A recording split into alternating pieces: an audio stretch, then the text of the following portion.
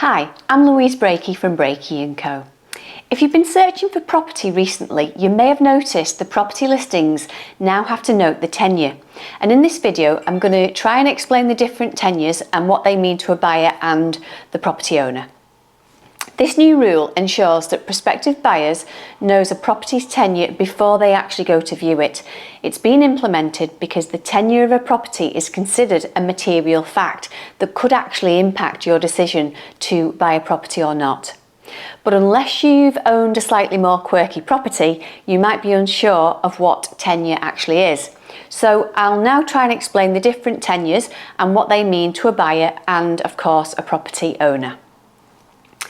So the first tenure is the name given to a type of ownership of a property or the land.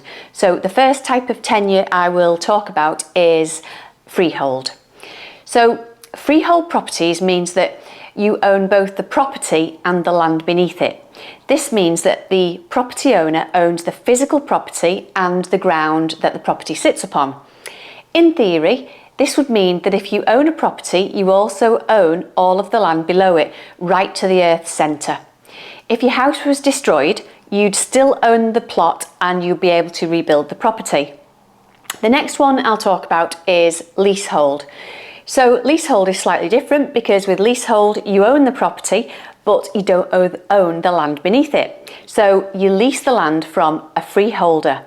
In theory, if the property fell down, you'd be paid out for the property's value from the insurance company. However, you would not own the land.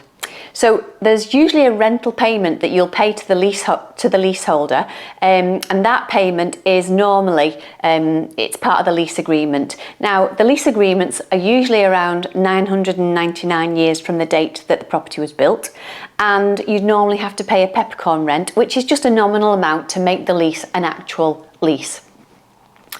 Next one is flying freehold. So these are quite unusual and only really found in some of the older properties, possibly ones that have changed the boundary line at some point going back in time. A large building divided up into smaller properties often has areas that are not directly separated. A flying freehold is where a freehold property has a portion of the building that goes above or over the neighbouring property. So if you think, for example, perhaps properties that are in like a row of terraced with a passage that gives access to the rear. There will often be a room above that passage. The area above the passage is called a flying freehold because it's owned in the freehold fashion, but it doesn't actually touch the ground. Another type is commonhold. So commonhold is the newest way of owning a property. A type of tenure that was only introduced, I would say, in the last decade, and it applies to flats or apartment blocks. It's estimated that fewer than 50 block of flats across England and Wales are commonhold properties, so it's not very common at all. Commonhold ownership means that the freeholders each own a share of the land beneath the buildings. Also, this is known as shared freehold. And another one is called enfranchisement. So in exceptional circumstances, the leaseholders can collectively purchase the freehold from the freeholder. If 50% of the leaseholders agree, then the leasehold can become enfranchised. You're probably thinking, well, how does all this affect me? Well, when you're buying a new property, you need to know precisely what you're buying, really. Is there any leasehold agreement that you'll need to adhere to? Are there any rules and regulations? Are you allowed to park white vans outside your property? Are there any ongoing fees that you'll need to pay for the duration of the ownership of the property? Now, your mortgage lender will want to know what they'll be lending on, so they'll be especially interested in leaseholds and also the lease agreements, particularly the amount of years that's remaining.